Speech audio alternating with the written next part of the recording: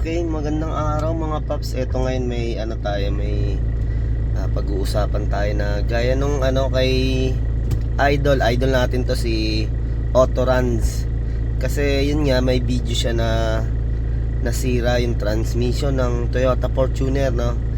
Bali po kasi dito sa atin may mga nagtanong na kliyente rin natin na napunta nga sila dito na ganun nga, natatakot sila magpa-dialysis dahil nga daw baka masira yung kanilang transmission.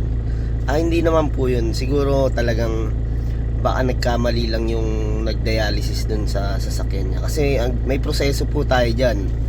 Pag dinialysis mo yung sasakyan na yan, i-check mo pa rin po yan sa sa oil pan niya. May check po yan dyan.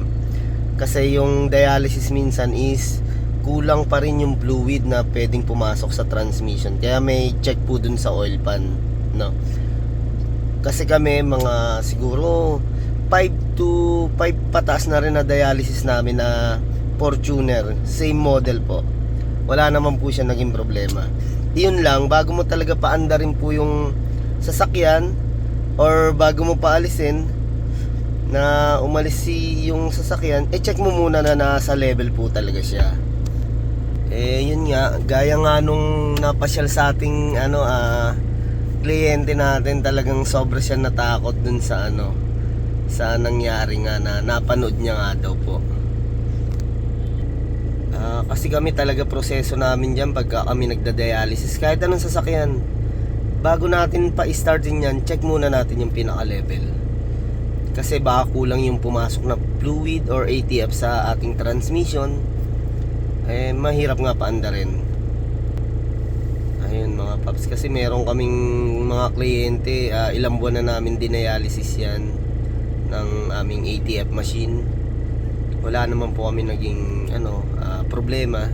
Ayun, hindi naman natin si Idol Autorans. Kaya lang yun, may mga kliyente tayong natakot dahil nga daw dun sa baka makasira yung pagdadialysis. Pero yun mga paps, hindi ko naman pinipilit yung pagdialysis talaga. Isang maganda rin talaga yung tinatanggal yung oil pan. Marami na rin kami nagawa na tanggal oil pan or drain. Pwede rin drain lang. Basta palitan natin talaga start ng sa bago modelo ng mga Fortuner is 100k mileage. Yan, pwede mo na siyang papalitan. Kasi kung hindi mo naman siya papapalitan mga paps, paabuti mo ng halos magto 200. Napakadumi ng meron kami na encounter na sa 80 pa lang, medyo nadidelay na yung kanyang takbo, no? Dahil nga dun sa sobrang madumi na rin yung kanyang ATF fluid. Kaya nung napalitan naman, okay naman, gumanda uli yung hatak, mabilis na yung response ng acceleration niya pagka naggagas siya, no?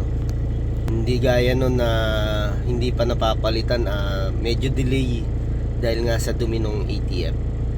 Okay nga mga paps, marami tayong video na nagpalit tayo ng transmission fluid ng Toyota Fortuner. I-upload din natin. Napakadami ko kasing video na hindi ko pa talaga na i-upload. Basta kay Idol Autorans lang, okay naman din talaga. Napakagaling na niyan ni Idol sa pagdating sa mga sasakyan.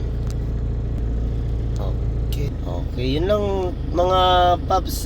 Kung mapapanood nyo itong video na to, basta pag nagpa-dialysis kayo, no, bago i-start, check muna sa level kung talagang madaming laman na fluid. Tapos pagka okay naman, pagka-start, i-check pa rin. Okay yan, naka-start. Pag naka-start ka natin sasakyan, check nyo pa din dun sa pinaka-oil pan. Kung may tumulo, okay, good yun, good. Pag wala, talagang kulang, top up pa natin. Meron size 24 na tornilyo, bolt sa likod, dun tayo nagsasalin. Okay yun mga paps, basta talagang kailangan sakto sa level. Okay, thank you. Maraming salamat po, God bless. Mga paps, nagpapalit ng ganon transmission fluid, kung may naramdaman man kayo, pasyal kayo dito sa ating shop. Pre-check up natin yan. Check upin po natin yan. Okay, yan mga paps, sa mga client natin, basta eto kami, lagi nyo kaming kasama. Basta tanong lang din po kayo, o kaya pasyal na rin po kayo sa shop. Basta dito sa atin, laging sure ang trabaho natin mga paps. Yan, 100% po yan. Hindi, bawasan natin 99%. Ayun, tapos kay ano naman, kay Idol Autoruns, talagang the best ka Idol. Talagang madami kaming idea na matututunan sa'yo, Idol Autoruns. Thank you sa yung mga mga video mo na napakaganda rin. Okay, sa mga kliyente natin yon, basta kung halimbawa ayaw nyo magpa-dialysis, okay naman din talaga. Drain lang o kaya tanggal oil pan, napaka the best din gawin yan. Okay, thank you po sa inyo, maraming salamat ulit.